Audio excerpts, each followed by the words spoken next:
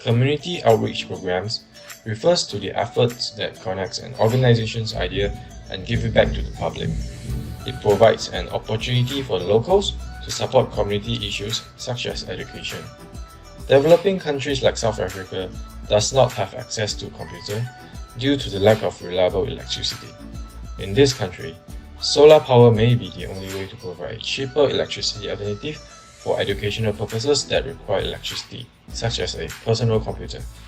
A self-contained solar-powered classroom could be the better solution available to a dire shortage of resources and facilities at South African schools. In the effort of making this happen, a good management system is required for the success of this project.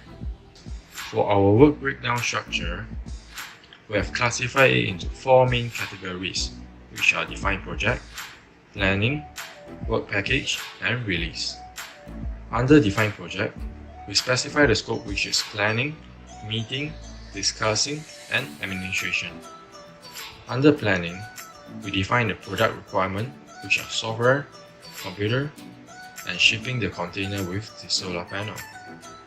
Under work package, we develop servers, database, and debug the software.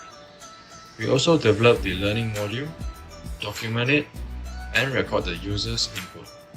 Besides, we also perform wiring installation and solar panel adjustment for its optimal working condition.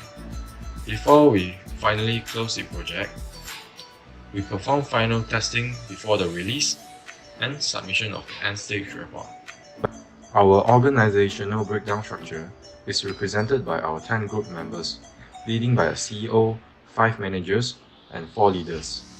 Based on the critical path method, we have planned to set up 20 sets of containers within 68 working days. Every task can only be proceeded after the previous task is complete, which means any delay in the previous task will affect the next task.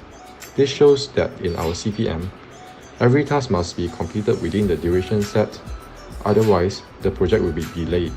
Risk management is divided into several steps, including risk identification, risk assessment, risk response development, and risk response control. So, what is risk management? Risk management is a proactive method to enable us to identify and manage internal events and external threats that will affect the success of our project. The 5 main risk sources in our project are poor communication with the locals, inadequate of budget, environmental factors, lack of human resources, and equipment malfunctioning. The action taken to control the risks are surveying the village citizen, finding sponsorship and volunteers, identifying a better location, and as well as performing troubleshooting by the team. According to the cost we have managed, the total cost for our project is 278,628 ringgit, but the spending is from the total material cost of 224,228 ringgit and the total labor cost of 54,400 ringgit. In conclusion, work breakdown structure is important fundamental of the Gantt chart, critical path method, and PERF chart. It manages our time, resources, and cost effectively. It also accurately subdivides the project into smaller work packages. Furthermore, risk management is an important element in project management.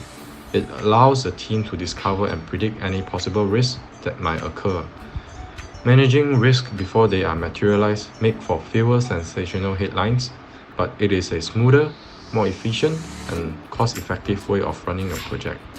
Most importantly, proper resource management and regulatory compliances ensure the task to be completed is cost-effective and bound within legal requirements.